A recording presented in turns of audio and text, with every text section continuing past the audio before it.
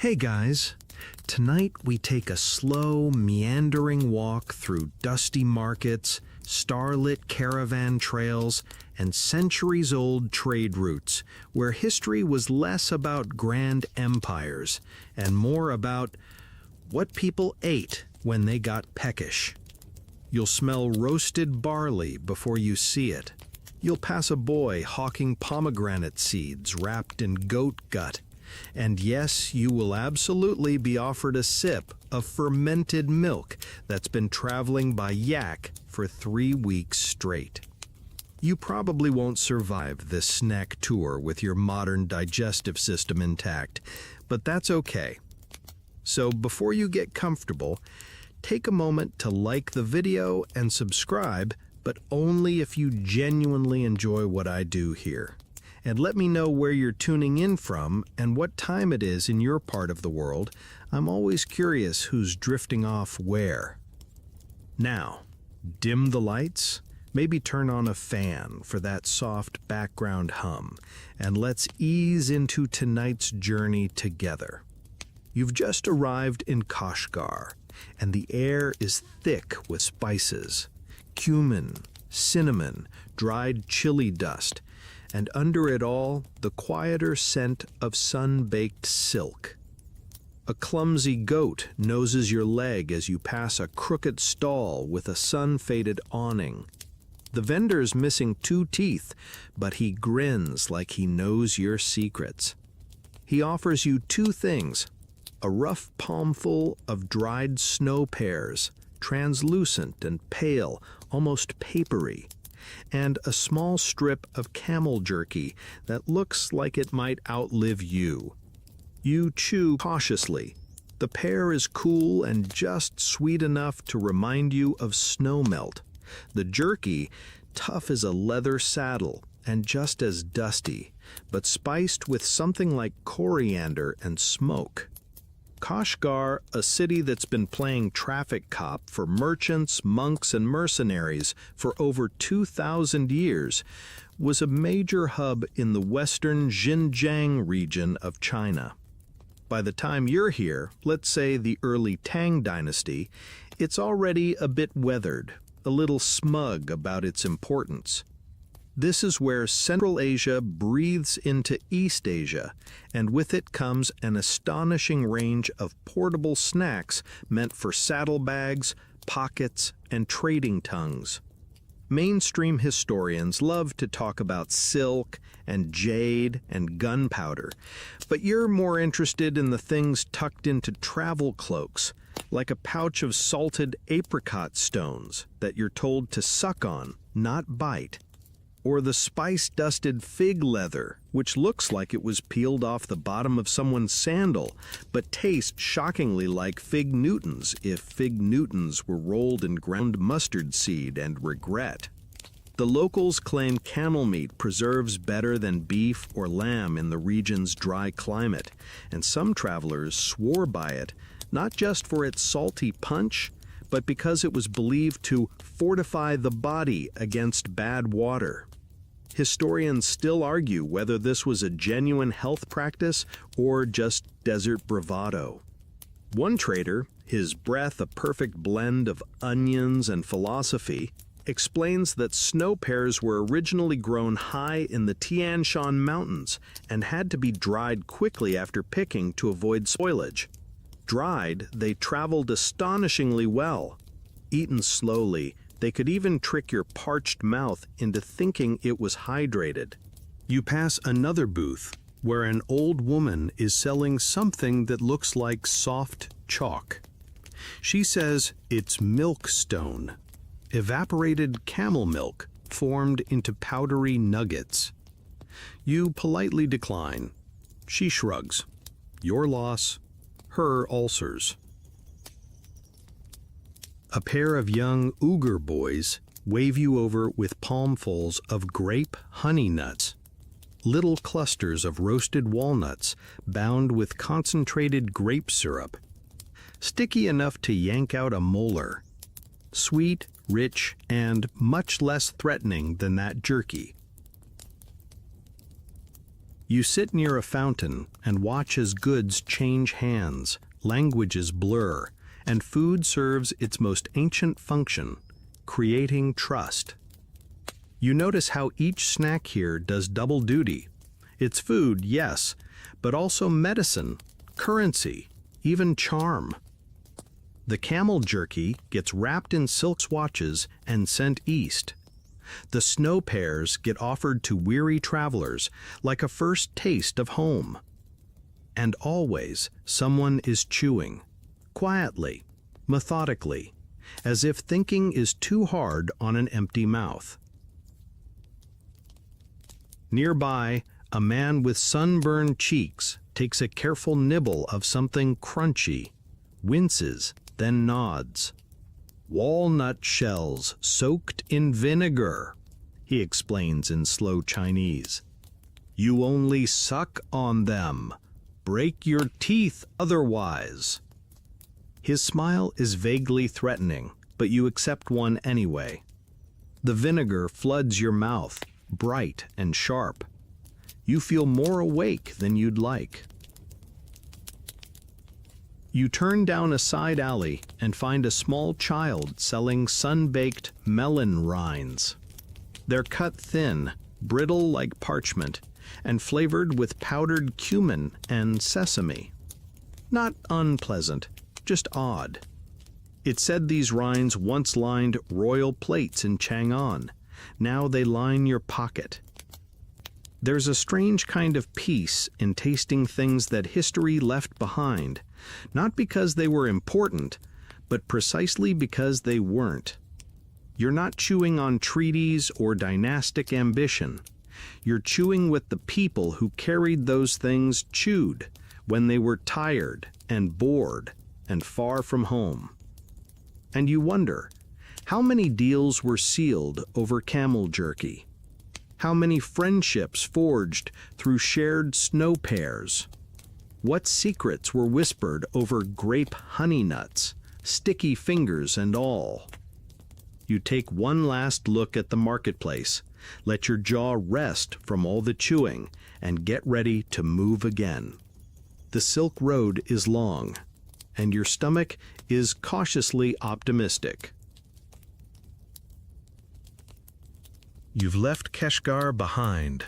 The air is thinner now, and your boots crunch lightly over sun-bleached gravel as the road eases eastward. On the horizon, the Mogao caves of Dunhuang rise out of the land like fossilized memories, shrines carved into cliffs, their insides papered with centuries of art and incense. You didn't come here for the murals tonight, though. You're following your nose. Just outside the caves, along the trail worn smooth by pilgrims and painters, a string of small stalls lines the path. You pass one selling prayer flags, one selling paintbrushes made of goat hair, and then one with a steaming basket and a small girl fanning it with the diligence of someone who's been doing this since she could stand. She offers you a wooden skewer with honeyed lotus seeds, warm, golden, slightly sticky. You take a bite. They crunch gently like roasted corn kernels, but sweet and earthy, as if a nut had read a poem and decided to become gentle. Their shells glisten in a glaze of wild honey, and your fingers are soon coated in an amber sheen. These seeds were once tucked into the packs of Buddhist monks traveling to or from India, both as an offering and a snack. Nutrient-rich, symbolic of purity, and portable in a way that's hard not to admire.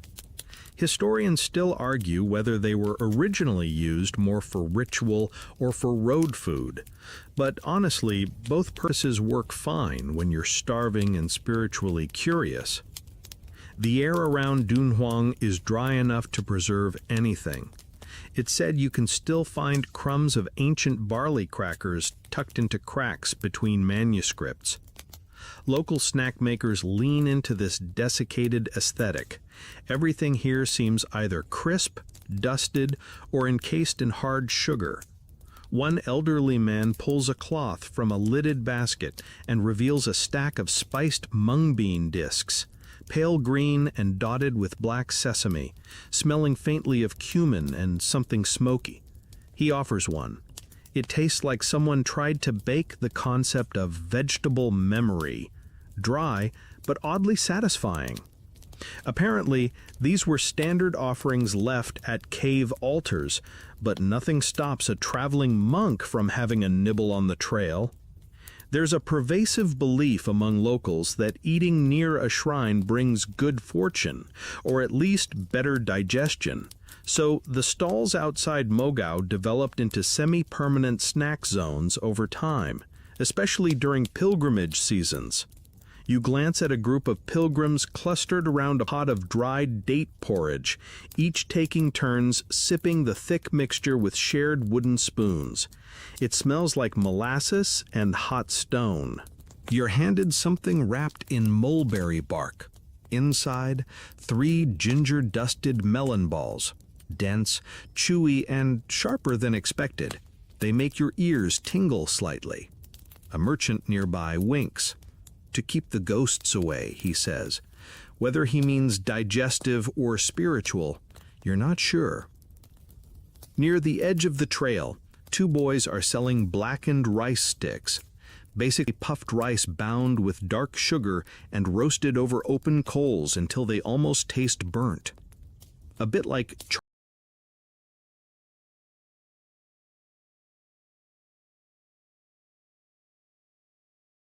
charcoal brittle, if that existed, crunchy, sweet, with a hint of danger. They tell you a story between bites. Once a Tang official passed through this very trail, and finding himself faint with hunger, chewed on lotus seeds soaked in vinegar. He claimed they gave him visions. You ask if the seeds you ate earlier were soaked. They just grin and shrug. You're suddenly more alert than you meant to be. A low table nearby displays a curious offering. Almond jelly cubes, preserved with pine ash and stacked into a delicate little pyramid.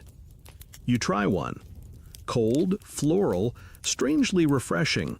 They melt fast in the mouth, leaving behind a ghost of almond and smoke. As the sun begins to dip, the stalls start packing up. Most travelers have moved on, their robes catching the wind, their boots leaving soft prints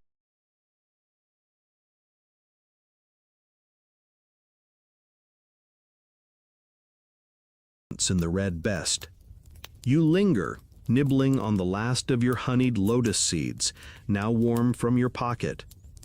A young woman calls out, waving a folded cloth.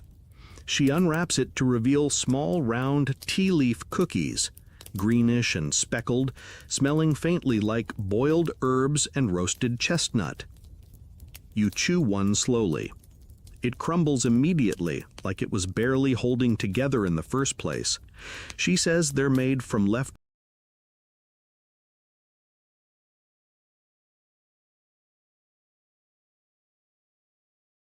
tea dregs mixed with barley flour and a little yak milk.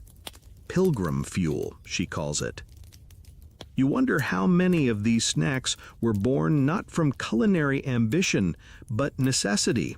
Leftovers dried, dusted, packed tight. What survives becomes tradition.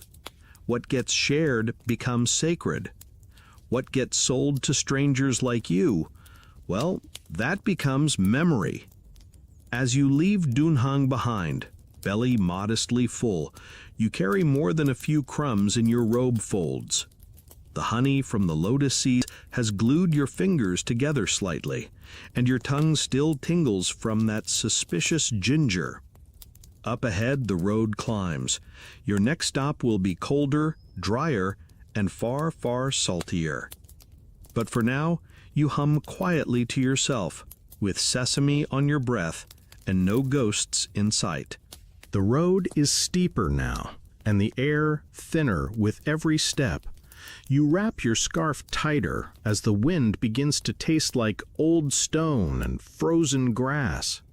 Welcome to the Tibetan Plateau, a vast, unyielding plain perched high above sea level, where travelers wheeze, yaks blink slowly, and snacks are mostly hot, oily, and oddly comforting.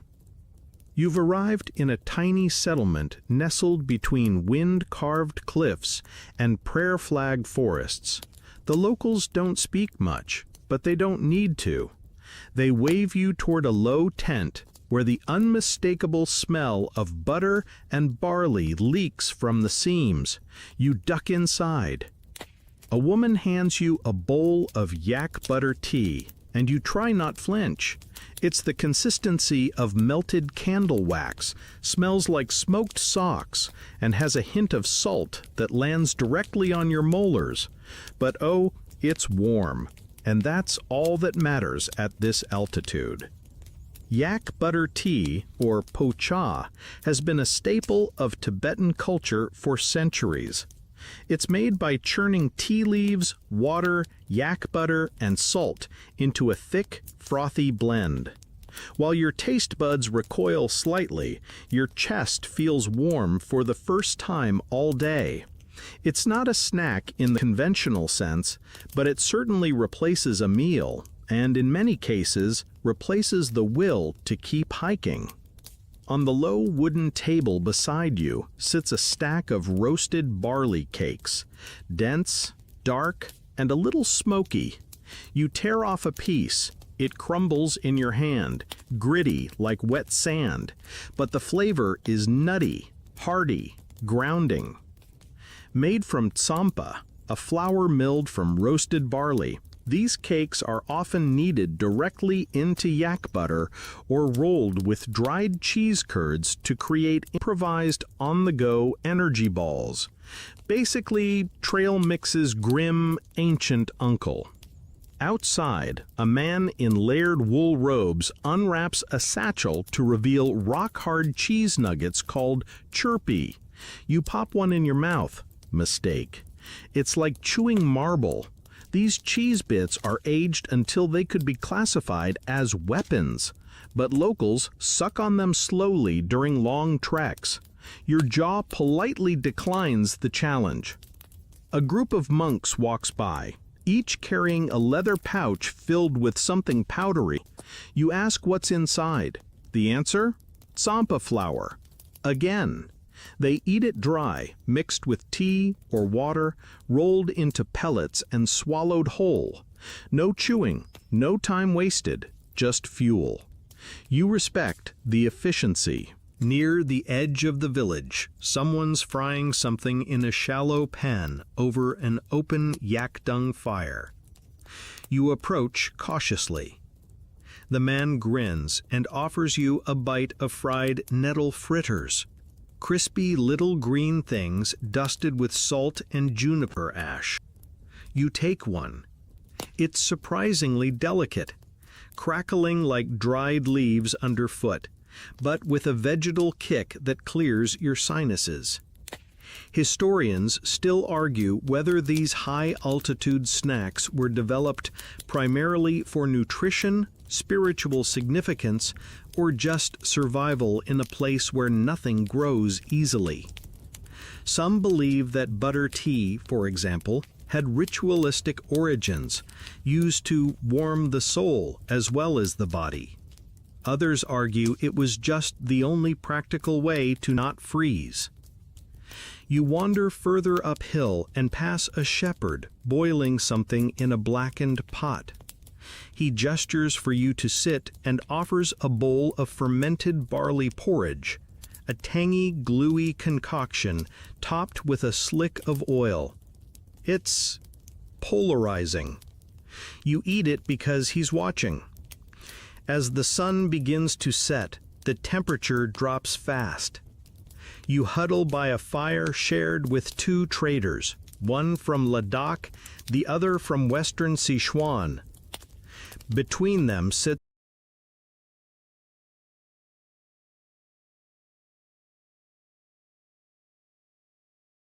a cloth-wrapped bundle. Inside, sun-dried turnip slices coated in red chili powder and something resembling pine resin. You chew one carefully. It tastes like a vegetable dared to become jerky. Spicy, sour, crunchy, and surprisingly pleasant once you get past the initial shock. The Ladakhi man pulls out a final offering, a string of dried sea buckthorn berries, tiny, tart, and mouth-puckeringly sour. Rich in vitamin C, he claims. Good for lungs, he adds, tapping his chest. You pop a few. They taste like lemon and rust in the best possible way. Your fingers are now sticky with butter, resin, and something that might be chili paste. Your mouth is warm, your belly fuller than expected, and your brain gently floating on an oily cloud of salt and barley. You feel the altitude less. The stars come out early here, unbothered by clouds or smoke. As you lie back, the memory of yak butter clings stubbornly to your tongue. You're not mad about it. Not exactly. You think about the monks who traveled these same paths, nibbling dry cakes and sipping oily tea, humming sutras under their breath. You think about the herders carving cheese harder than bones and handing it to strangers. You think about how food this simple can feel this alive. And somewhere in the back of your mind, you're already wondering what the next region will taste like. Hopefully, less fermented. By the time you descend into Persian territory, the air has warmed again, dusty, fragrant, and heavy with the scent of citrus and crushed herbs. You're in the domain of poets now, and even the snacks feel like they were written in iambic pentameter. Your boots crunch over gravel paths flanked by orchards and olive groves, and up ahead you spot a roadside stand beneath an awning stitched from date palm fronds. A man with perfectly sculpted eyebrows gestures toward a bowl of shimmering dark red paste, pomegranate molasses. He dips a bit of flatbread into it and hands it over. The flavor smacks you gently, sweet, tart, thick as syrup, with the sourness of a fruit that always wanted to be taken seriously. You chew slowly. It tastes like it could preserve a body for burial or start a war, probably both. Pomegranate molasses was a staple in Persian cuisine and medicinal practice. Travelers used it to flavor dried meats, mask spoiled lentils, or simply as a spoonful of joy in the middle of nowhere. It was also believed to cool the body during hot journeys. Historians still argue whether it was originally used as a sweetener or a remedy, but frankly, it does both jobs better than most. Next to the molasses, a small ceramic jar holds a pile of pickled almonds, pale green, slightly wrinkled, floating in cloudy brine. You lift one, bite, and immediately wonder if you've made a mistake. They're tangy, herbal, and just soft enough to chew without feeling like betrayal. A merchant nearby explains that unripe almonds are soaked in vinegar and salt water with dill and crushed garlic, originally a way to keep the harvest edible in long drought seasons. You wander further into a Persian caravanserai, where traders lounge in shaded alcoves, sipping something pinkish from clay cups. One offers you a taste, rosewater whey drink, oddly cooling, perfumed, and faintly dairy. You take a polite sip and smile in the same way you would if someone showed you their weirdly talented dog, impressed but unsure what to do with it. Beside them, a platter of saffroned apricots glows in the setting sun. They're sliced thin, dried to papery curls, and dusted in golden powder. You pick one up. It melts on your tongue like candied sunlight. A small girl explains solemnly that these are only for important guests. She says this while handing you 4 more. You thank her like you've just been knighted. The deeper into Persia you travel, the more layered the flavors become. A man hands you a twist of fenugreek brittle, which shatters in your mouth like sugared gravel and leaves behind a deeply bitter, earthy aftertaste. Like licorice fell in love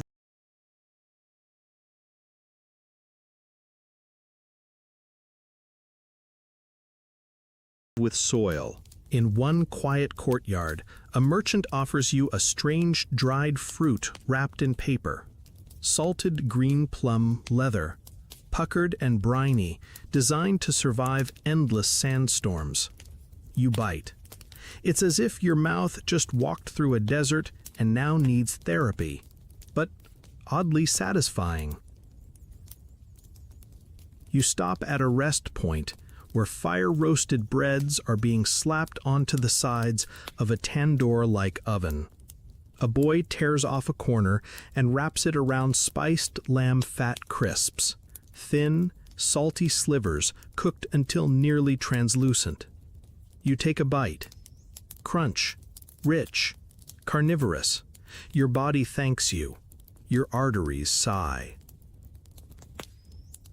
While nibbling, a trader shares an old tale about a legendary Persian general who refused all army rations except for dried melon soaked in sour cherry vinegar. You try to imagine that snack now.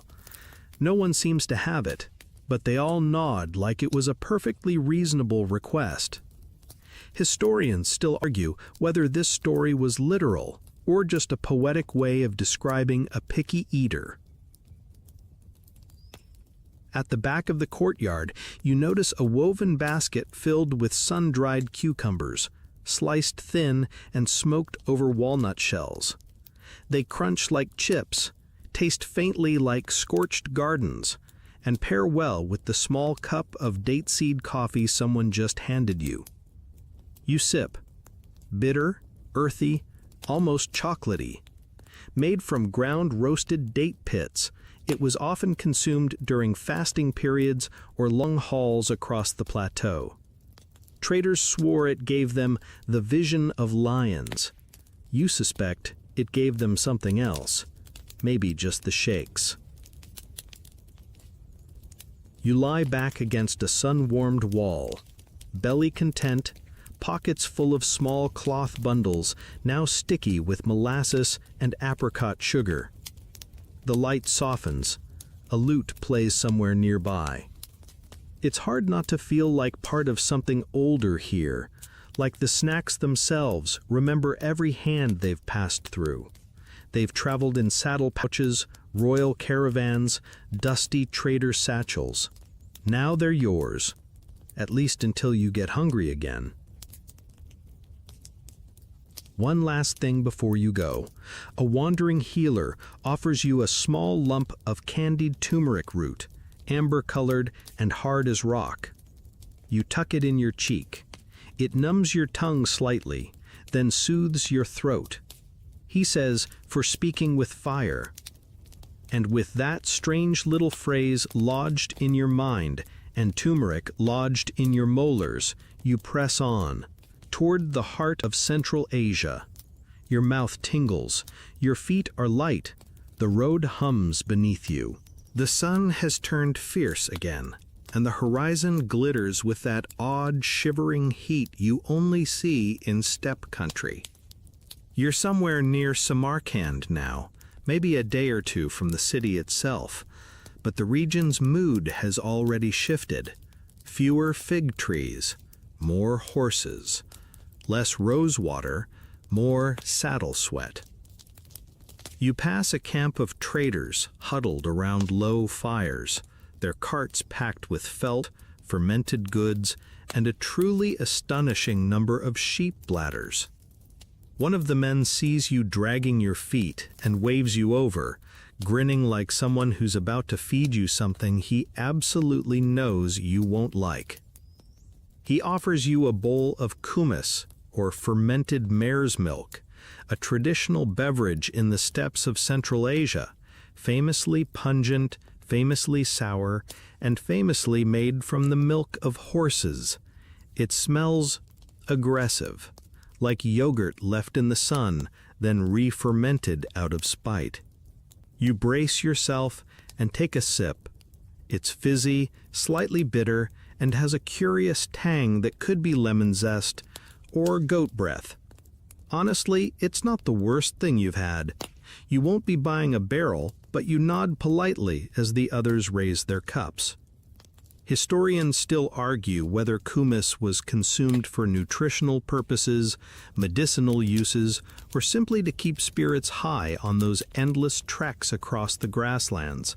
Either way, it packs a mild alcoholic buzz and was once believed to sharpen eyesight and cure melancholia. Judging by the merry yelling happening 2 tents down, it still might. Beside the fire, someone's slicing fermented sheep fat into translucent chunks and pressing them into flatbread with raw onions. You decline. He shrugs, more for him. Instead, a younger trader offers you something more approachable, a small cloth packet filled with carrot candies, an old Turkic specialty. These are made from shaved carrots boiled in honey and vinegar, then sun-dried into chewy sticks. You try one.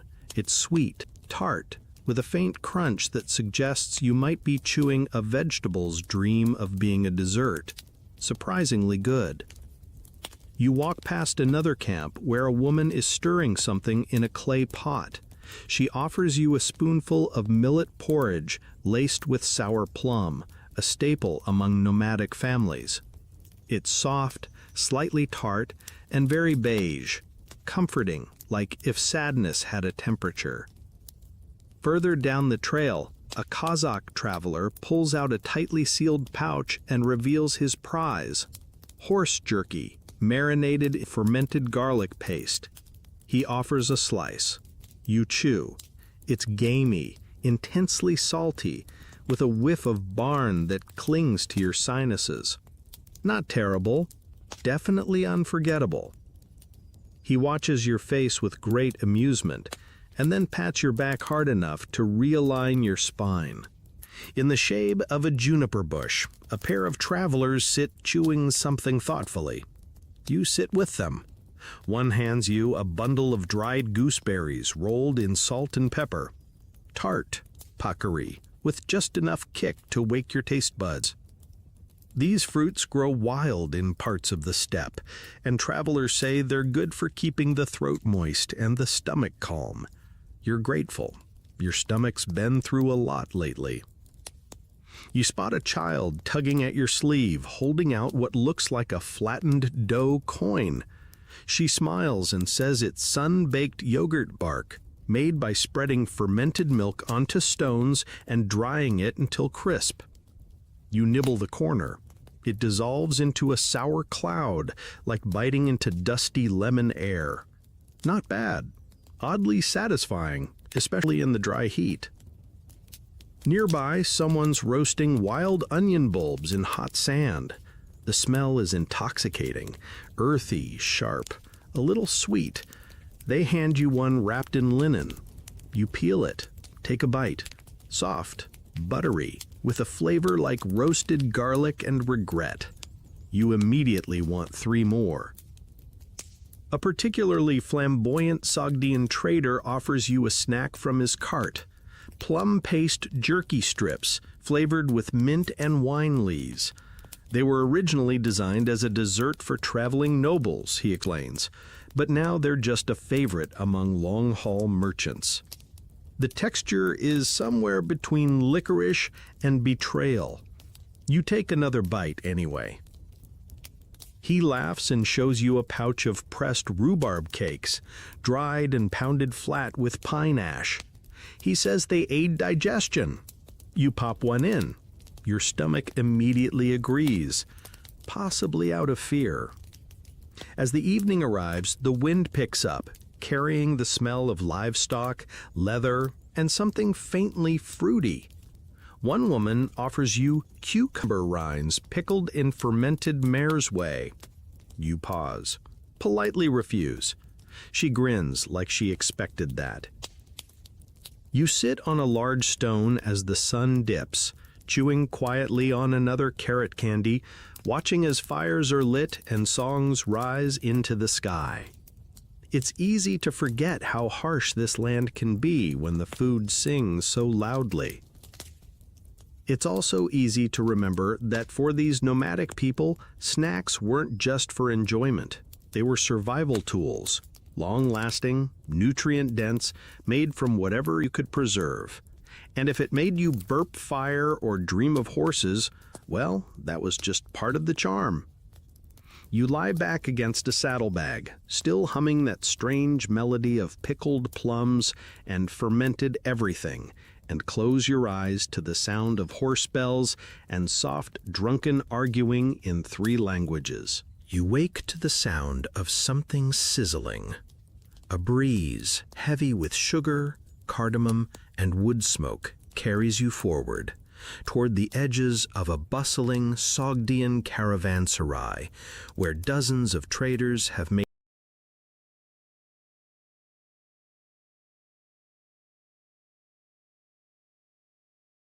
camp around a courtyard dotted with fire pits, date palms, and wooden awnings carved with swirling patterns. This is a true crossroads, where goods and flavors mix like stories told around a fire. You spot copper pots bubbling on open flames, textiles fluttering in the breeze, and most importantly, plates of snacks being arranged with the kind of care normally reserved for religious ceremonies or birthday cakes. A young woman hands you a warm sliver of candied rose petals pressed between 2 almond crackers. You blink. It's soft, fragrant, and just barely sweet, like a pastry made by someone trying very hard not to impress you. The rose is subtle, but it lingers in your nose like perfume on silk. The almond adds crunch. The whole thing vanishes in 2 polite bites. Candied petals were a specialty of both Sogdian and Persian cuisines, used to infuse flavor into otherwise bland travel fare. Some say they were originally crafted for royalty. Others argue they were simply what happened when you had too many flowers and not enough fruit. Historians still debate whether these delicate treats were meant for consumption or for courtship. But tonight, they're just for you. Next up, a sticky packet of spiced apricots soaked in saffron and vinegar. You bite into one and feel the sudden rush of sweetness crash into tart, then mellow into warm spices that make your ears tingle. A merchant nearby says they're preserved this way to withstand long journeys and also to keep travelers cheerfully alert. You believe it. You follow your nose toward a pan of honey-fried pistachios, being stirred with a stick carved into the shape of a griffin. They're crackling in a bubbling bath of clarified butter and golden syrup. A boy offers you a handful. You pop one into your mouth. Crunchy, warm, sweet, gone in a blink. Nearby, a pair of old traders argue about whether clove-dusted walnut paste should be eaten before or after dinner.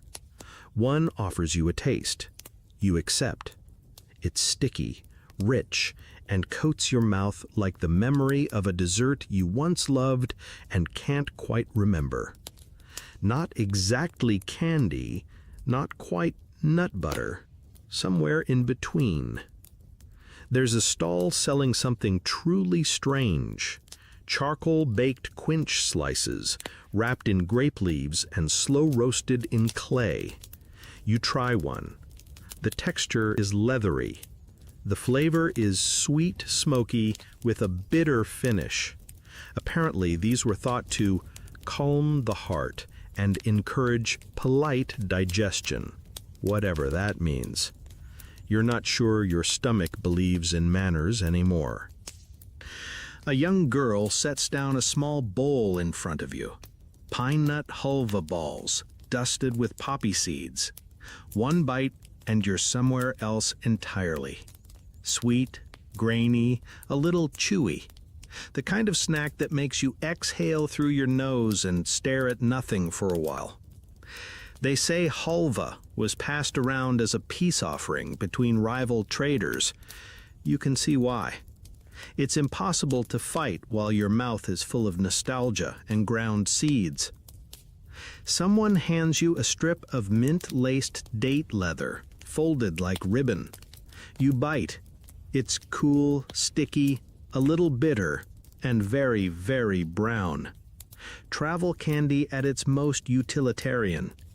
Locals call it desert tongue cleaner. You decide not to ask.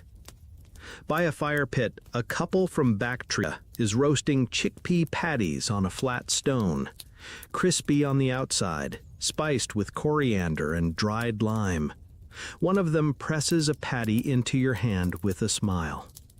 It's humble, hearty, and strangely addictive. You immediately want 6 more. This is how wars start, you think. Someone steals someone else's chickpea patties.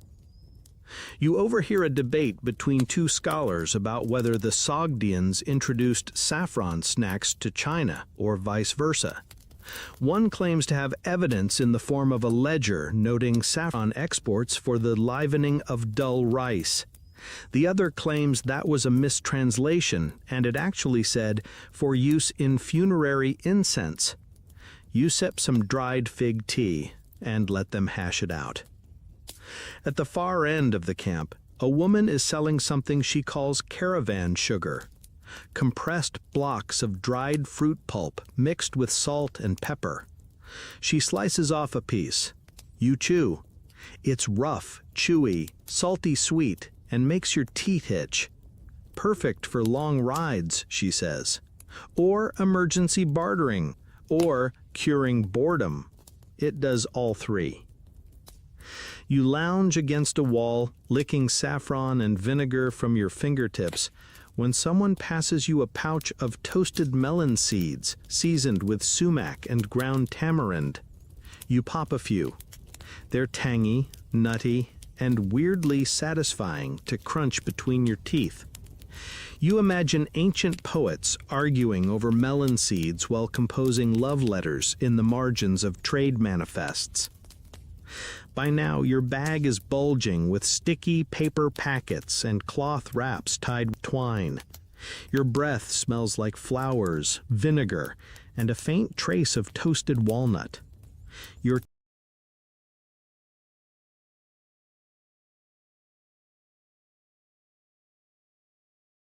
tongue can't decide what it's feeling.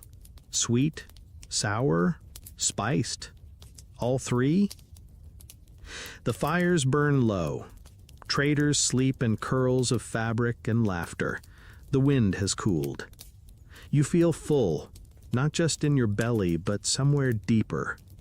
Like you've eaten pieces of 100 strangers' stories.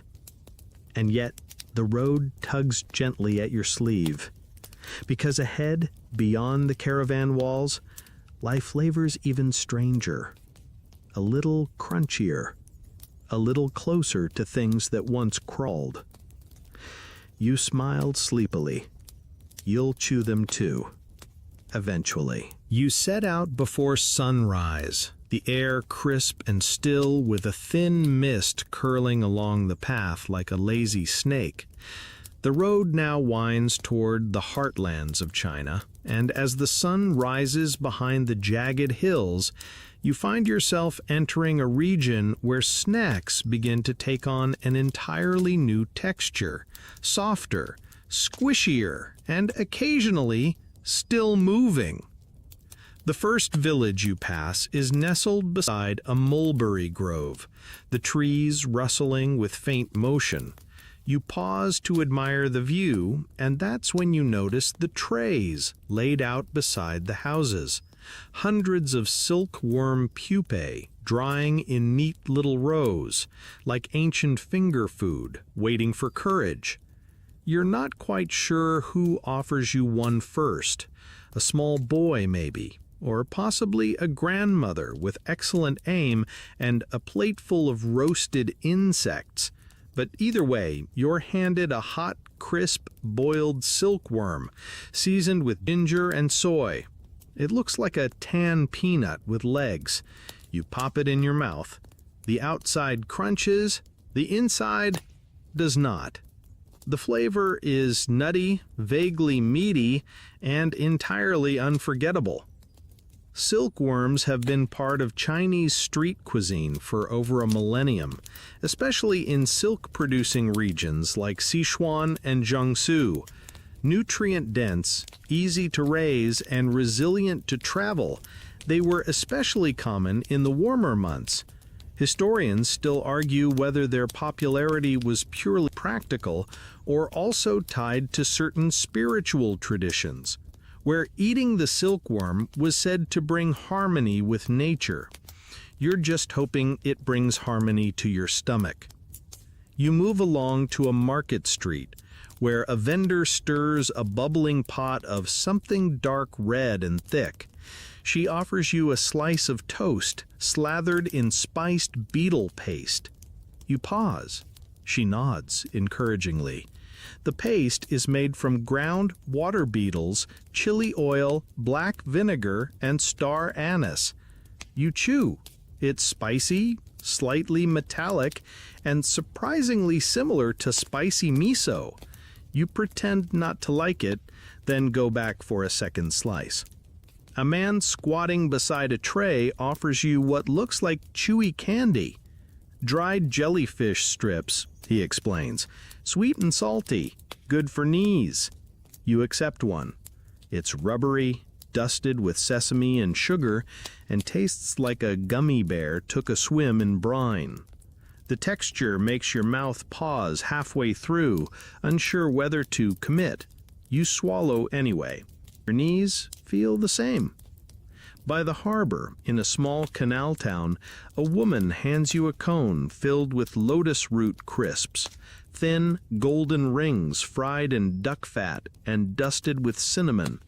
Now these are divine.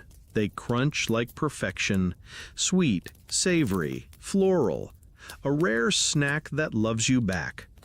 You sit by the water, watching as fishermen unload their catch and children race down the docks. A boy passes with a stick of candied crab apples, their red skins glistening under a glaze of maltose syrup. He offers you one. You bite in. Sweet, tart, and a little grainy. Your teeth ache a little, but your soul purrs. A scholar visiting from the coast shows you a peculiar treat: rice flour dumplings filled with fermented mustard greens and dried shrimp. He calls them portable moral lessons. You ask why. He says because they're bitter but useful. You eat one. He's not wrong. In a small alley, a vendor fans a tray of roasted wasp larvae, each one carefully brushed with honey and soy. Crunchy now, she says. Very crunchy. You try one. It's crisp, airy, and leaves behind a strangely toasted aftertaste. You consider how many of these you'd need to call it dinner. Probably too many. You stroll into a Buddhist temple courtyard where monks are stirring sweet barley porridge with pickled jujube slices. The jujube is chewy, sweet, sour, and almost meaty. The barley is soft and warm. Together they feel like the breakfast equivalent of being hugged by an elderly librarian. One monk offers you a small clay pot filled with cold mung bean jelly, flavored with vinegar, garlic, and chili flakes. It jiggles ominously. You slurp it. It slides in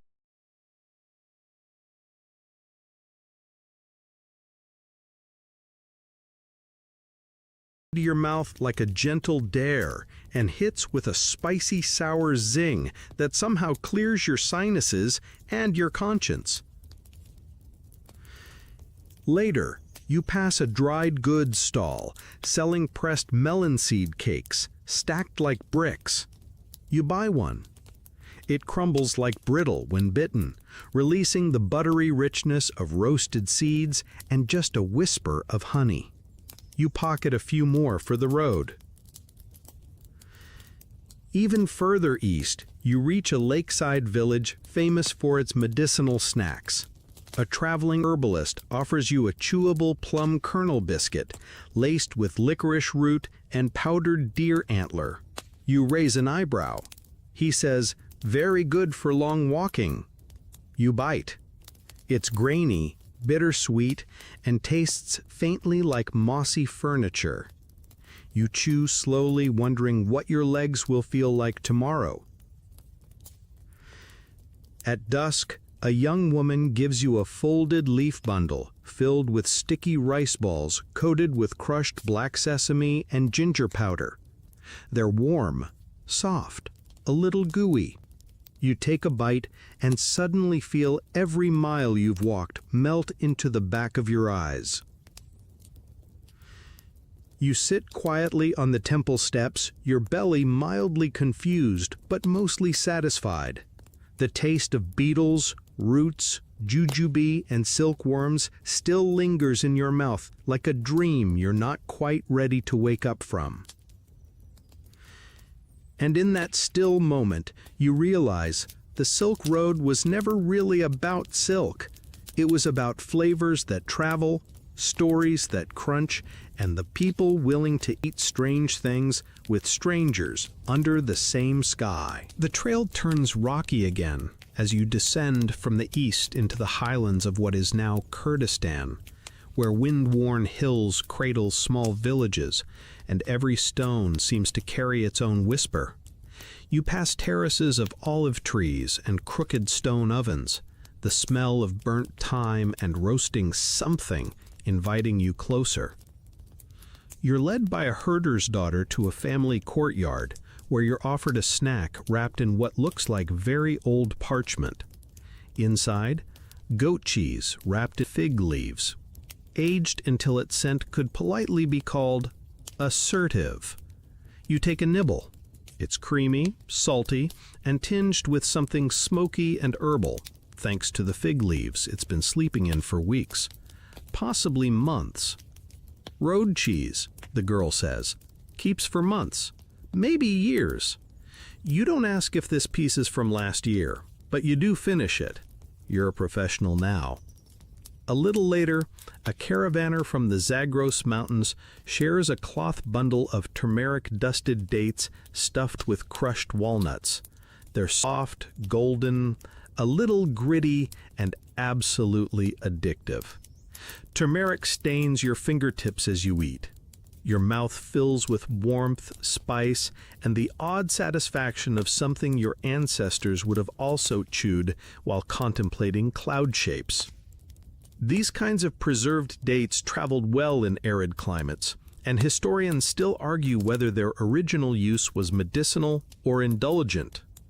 They were prescribed for fatigue, sure, but also served at weddings. You conclude they were probably used for everything, including bribing tired travelers into a better mood. You pass through a sunlit bazaar where a man flips a small flatbread on a concave pan. He tears it open and smears it with pickled wild thyme paste. You bite. It hits with sharpness, a tang like green lightning. It clears your sinuses and resets your soul. He laughs. Good for travelers, bad for breath. Noted. Nearby, a woman stirs a pot of smoked eggplant dip, served cold and thick, scooped up with stale bread that's been re-steamed over a pot of mint tea.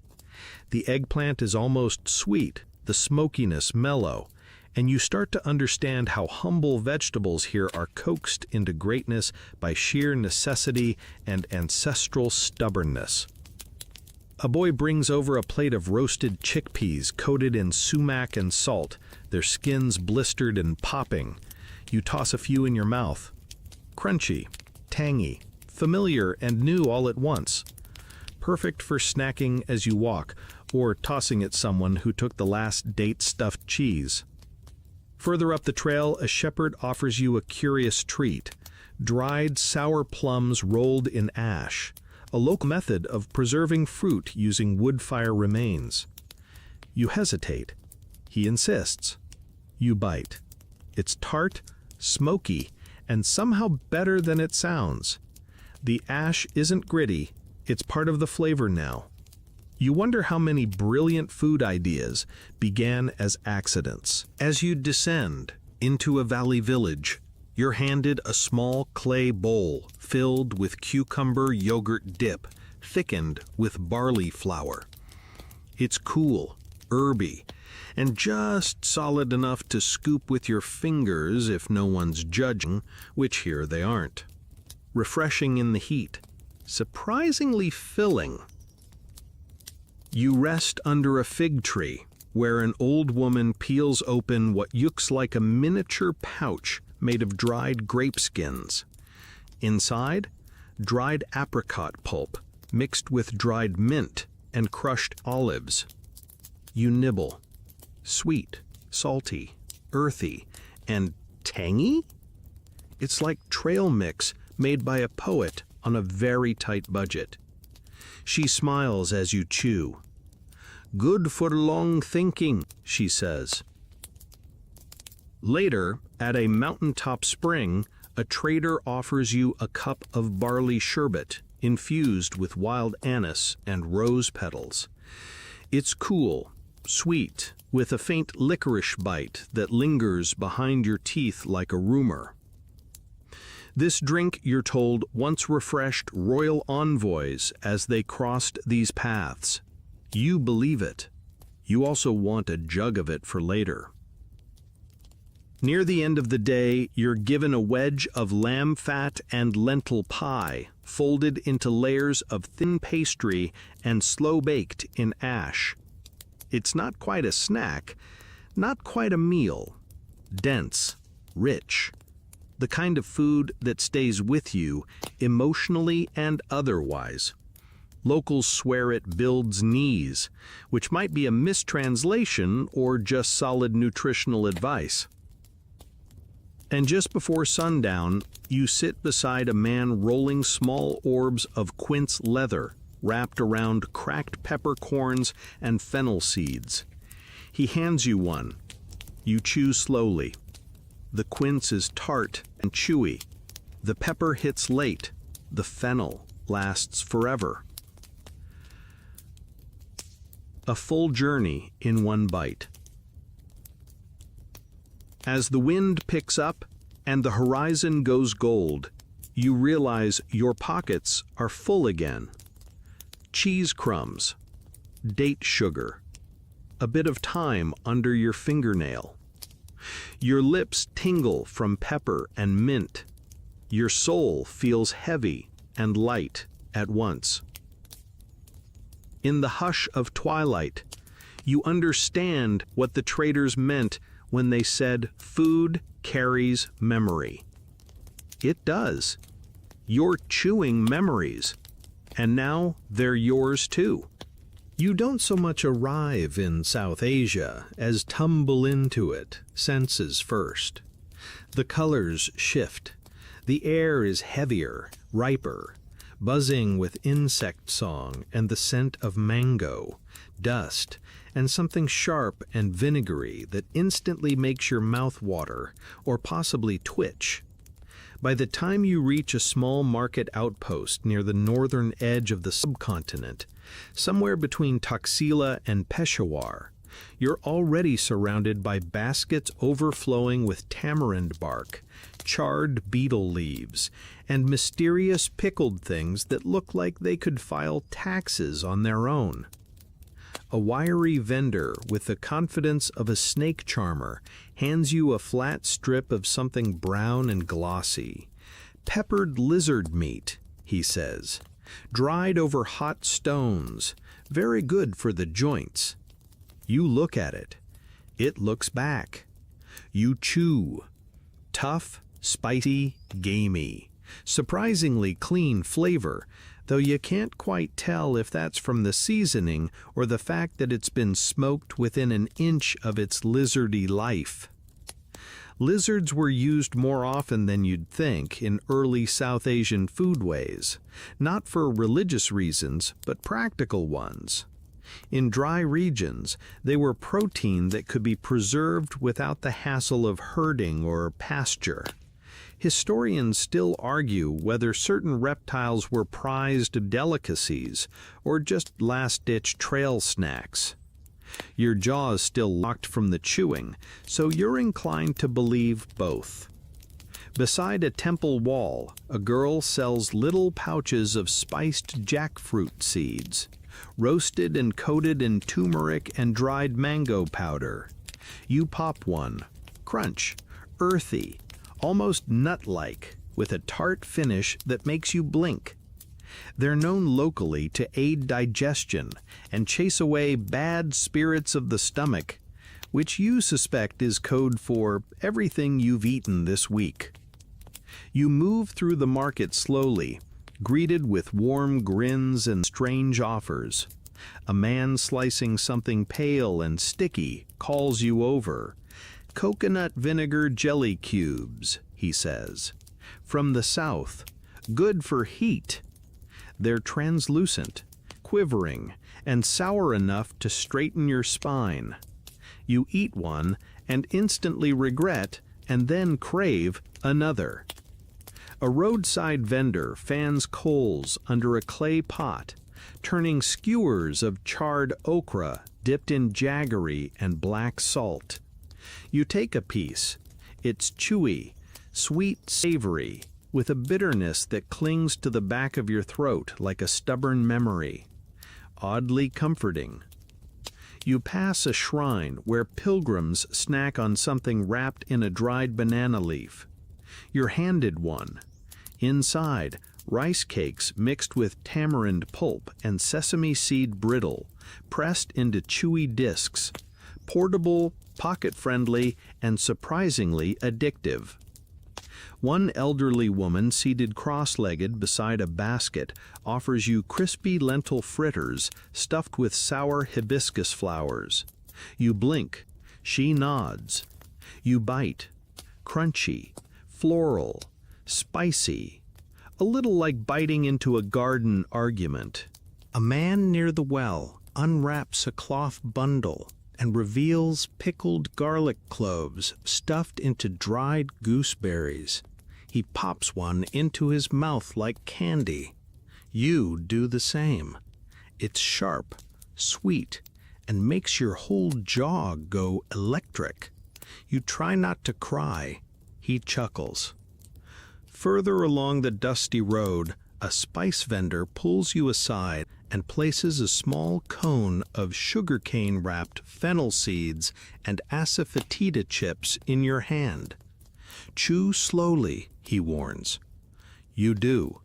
It tastes like the inside of a monastery kitchen, herbal, mysterious, and slightly dangerous. Your breath will smell like enlightenment for hours. You pass a rest stop where traveling students share charcoal-toasted wheat crisps flavored with curry leaf and lime peel. You're given a piece. It crackles like dry leaves and tastes like fried philosophy. It pairs well with the cup of lukewarm spiced buttermilk they pass around, speckled with black mustard seeds and fresh mint. One man shows you a bag of fermented lentil balls dried in sunlight, used as trail rations, and occasionally thrown at bandits. You believe him. You chew one. It's tangy, deeply savory, and gives off the faint taste of old arguments. You ask for a second. A young boy with a copper tray offers you curry leaf meringue cookies made from whipped lentil water and dried over coals. You blink. Is this dessert? Is this dinner? Both? Neither? You take one. It dissolves into a salty puff of herbal foam, and you momentarily forget what time it is. Nearby, a group of monks pass around dried tamarind stems dipped in lime ash, chewing thoughtfully, like they're debating the nature of the universe via their molars. You're handed one. It tastes like bark that went to finishing school. A little awful, a little addicting. You rest beneath a mango tree, fanning yourself with an old map, mouth tingling from salt, ash, and sour bark. Somewhere nearby, someone's singing softly while pounding turmeric into paste. You smell cardamom, dried onions, and patience. This land's snacks aren't shy. They wake you up, slap your senses, and send you off with a kick to the taste buds and a story in your teeth. They're survival food, medicine, flirtation, and philosophy rolled into one, and always made to travel. You close your eyes, tamarind on your tongue, lizard meat in your past, sleepy dreams just ahead. You reach Antioch just as the sun dips low enough to gild everything in a soft orange glaze. It's the kind of light that makes olives shimmer, makes the dust glow like perfume, and makes a basket of aggressively brined candies look almost romantic. The Levantine outposts of Silk Road were a place of convergence. East and west, desert and sea, Greek and Persian, spice and salt, and, naturally, snacks that somehow married all of those opposites in one crunchy, squishy bite. You pass through a crooked archway and into a shaded plaza, where a young man with too much hair oil offers you something that looks like a gemstone. Olive brine candy, he says, grinning. Imported olives, boiled in honey, soaked in salt water, then dried in rose water. You ask, politely, if he's serious. He nods, solemnly. You try it. The taste is confusing in waves. Sweet, then salty, then bitter, then sweet again. Your face tries on several expressions before settling on politely intrigued. Historians still argue whether this sort of sweet and savory snacking was born of culinary innovation or just sheer boredom. Whatever its origins, you're now 90% sure your taste buds are working overtime. You move on to a shaded vendor stall where a woman is slicing figs marinated in fish sauce and fennel. You blink. She shrugs. She says it's old Roman recipe for digestion. You pop a slice in your mouth. Sweet, salty, a little licorice, and not nearly as fishy as you feared. A distant flavor of something that might have been wine. You could get used to this. Maybe. Another merchant hands you a thin wafer of pressed date paste layered with crushed sesame and dried mint. It's brittle, delicate, and tastes like a lullaby. You eat it in 2 bites, like someone who knows it's too fancy to chew with your mouth open. Just beyond the spice stalls, a baker pulls from his hearth a tray of vinegar-glazed lentil cakes. They smell tangy, warm, and slightly spicy, like someone tried to reinvent the cookie using war rations. You try one. It crumbles softly, then kicks your sinuses with a hit of red sumac and vinegar. Strange? Absolutely. But memorable in the best way. A pair of Armenian traders at a fire pit offer you salted apricot skins stuffed with goat cheese and thyme. You chew cautiously. It's creamy, tart, and faintly citrusy. A snack born for travel. A little protein, a little sugar, a little joy tucked into a bite-sized parcel. They tell you it was once considered soldier food, meant to fortify the body and keep the mind sharp. You feel slightly sharper already, or maybe just saltier. Nearby, a street musician shares a hand-rolled packet of roasted barley puffs dipped in pomegranate syrup, sticky and still warm from the morning sun. You pop one into your mouth and are instantly transported into a mood you didn't know food could induce, something like soft melancholy and an afternoon nap. He nods, like he knew that would happen. In a shaded alley, you encounter one of the region's more peculiar delicacies, fermented grape leaf paste balls, rolled in crushed coriander and citrus rind. They're small, squishy, and designed to be tucked into the cheek like a lozenge. You chew one. It tastes like vinegar and poetry. Your left eye twitches slightly, but your whole chest feels clear afterward. Probably medicinal, possibly illegal in 3 provinces. An older woman beckons you toward her open-air kitchen, where she's frying onion-stuffed olives in olive oil and dusting them with cinnamon. She presses one into your hand. You bite. It explodes. Salty, spicy, sweet, oily. Too much, and yet not enough. You thank her with your whole body. By the docks, a boy hands you a pouch filled with dried chickpea brittle, mixed with caraway seeds and dried lemon zest. You crunch on it while watching ships bob gently in the harbor. The chickpeas are crispy, the lemon bright, and your molars now fully awake. A Greek-speaking baker offers you something odd: herbed sea salt shortbread. You raise an eyebrow. He insists. You bite. It's crumbly, buttery, and just barely sweet. Then comes the herb hit: dill, oregano, followed by a whisper of sea salt. It's like your grandmother and a fisherman made a pastry together. You'd eat it again, maybe with wine. Someone gives you a final treat for the road: a folded fig leaf packet filled with goat's milk caramel and dried coriander flowers. You unwrap it slowly. The caramel is soft, floral, and just a bit funky, the kind of snack that might have a scandalous family history. You savor it, and then tuck the fig leaf into your pouch like a souvenir. As the light fades, you sit on a low stone wall overlooking the sea. Your pockets are full of sticky wrappers.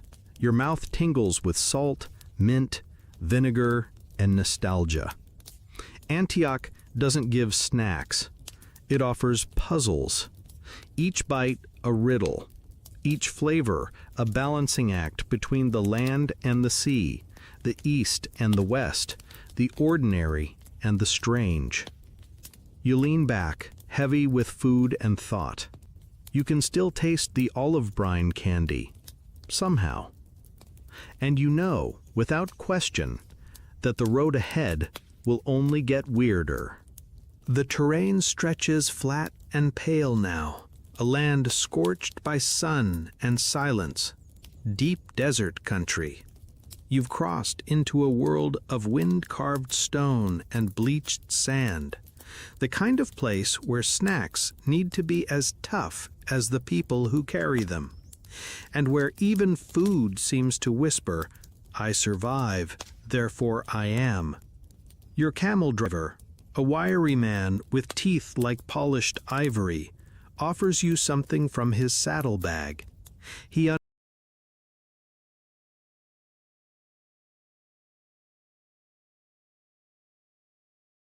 unwraps a bundle of waxed cloth to reveal dried mango skins rubbed with cumin and salt. They're leathery, thin, and curled at the edges like forgotten scrolls. You chew cautiously, tough, tart, salty, with a smoky aftertaste like wind-blown spice. The kind of snack that makes your jaw do most of the work. But it's weirdly satisfying, and your mouth perks up at the tang. These dried mango skins were the desert's answer to fruit rolls. Sun-dried, shelf-stable, and believed to cool the blood during hot rides. Some were even infused with powdered camel milk to add protein, though thankfully yours is not.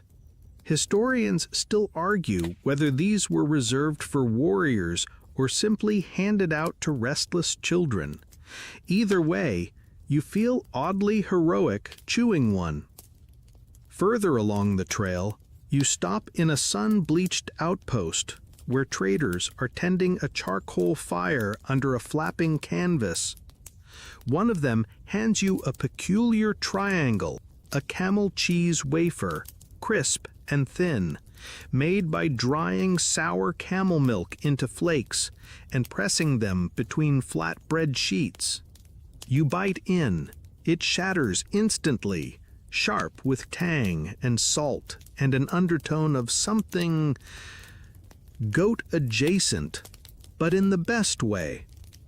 Camel cheese is notoriously hard to make. It doesn't coagulate like cow's milk, but among desert communities, it's been mastered through centuries of necessity. These wafers? Compact, rich in calcium, and immune to spoilage. Their survival food dressed as a snack. Next, someone hands you a cup of cold barley broth with dried thyme, cloudy and lukewarm, from a clay jug sloshing on the back of a donkey. You sip. It tastes like earth and sun. Rehydration disguised as flavor. Not delicious, but deeply, weirdly nourishing. In the shade of a rocky overhang, a boy hands you sun-dried watermelon rind crisps, thinly sliced and spiced with black pepper and sumac. You try one. It snaps like glass.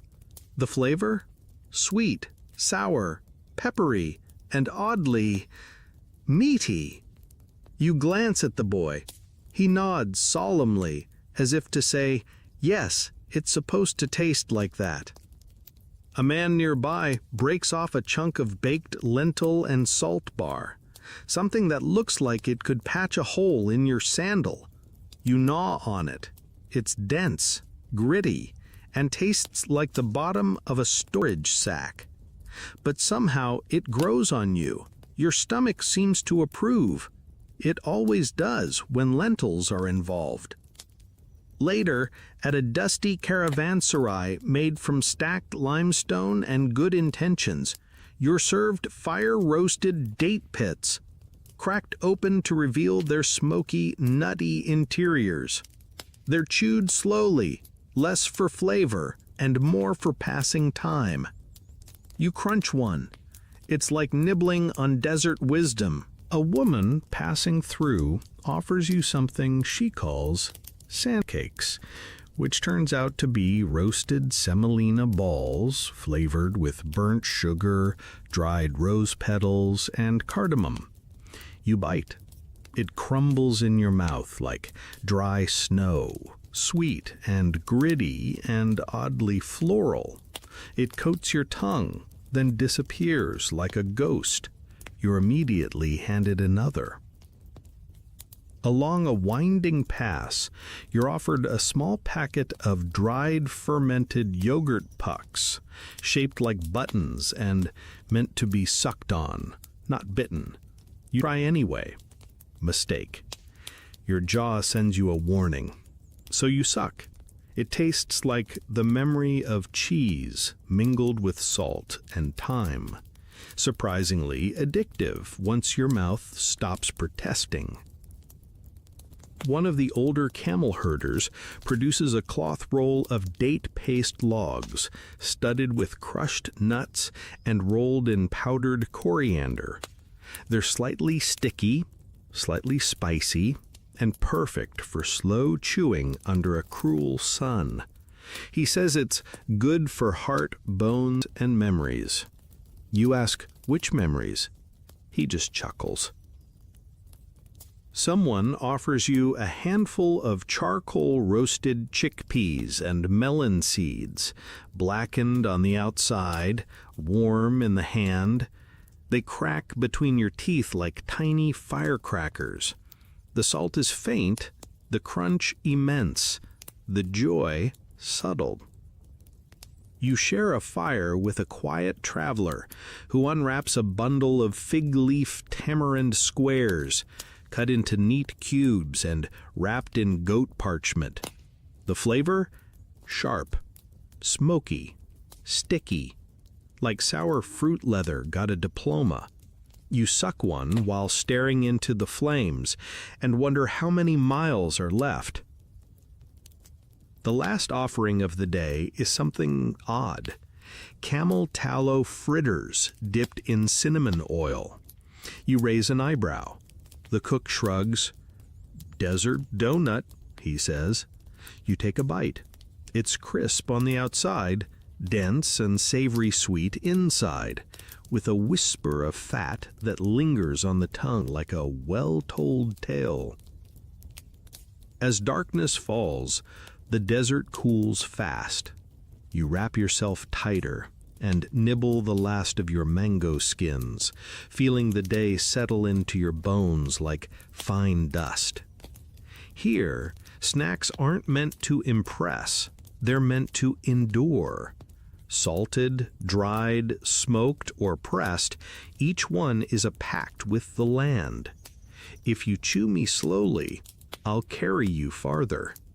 And tonight, that's more than enough. The desert fades behind you now, slowly traded for the rhythm of Roman stonework and sea breeze. You've crossed into one of the westernmost trade settlements along the Silk Road, a Roman trading outpost where eastern goods meet olive oil, where amphorae stack beside silk bundles, and where snacks come with a wink and possibly a glass of something fermented. You stroll past a bustling forum where voices clash in Latin, Greek, and something vaguely Aramaic. There's a wine vendor juggling grapes like a street performer, a baker flinging flatbread into an open-mouthed oven, and near the fountain a pair of loud merchants are slicing open a sticky cloth bundle to reveal wine-soaked pine nuts. They offer you a handful. You accept. The flavor is indulgent. Sweet from the wine, earthy from the nuts, and sticky enough to fuse two fingers together.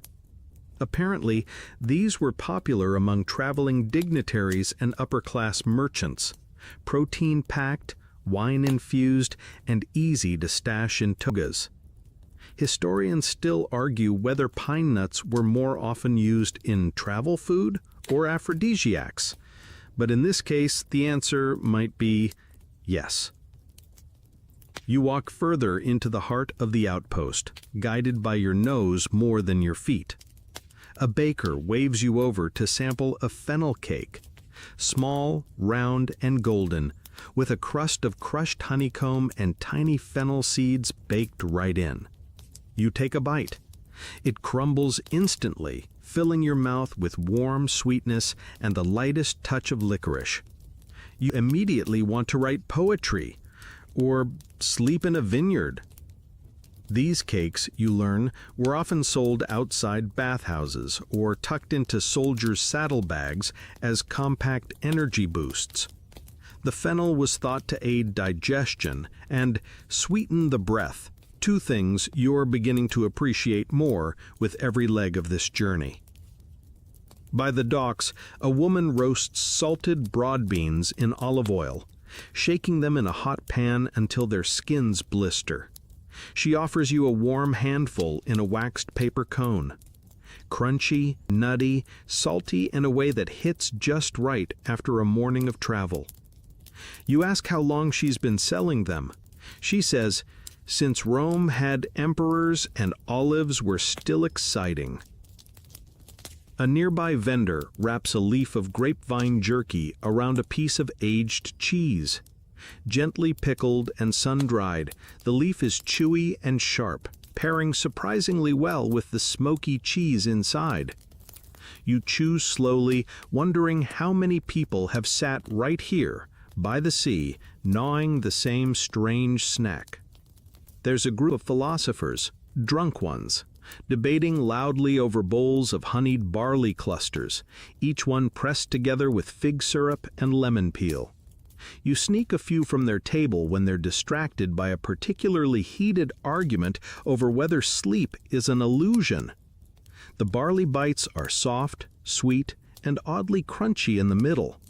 You side with the man in the purple sash who says, "Dreams are just poorly cooked memories."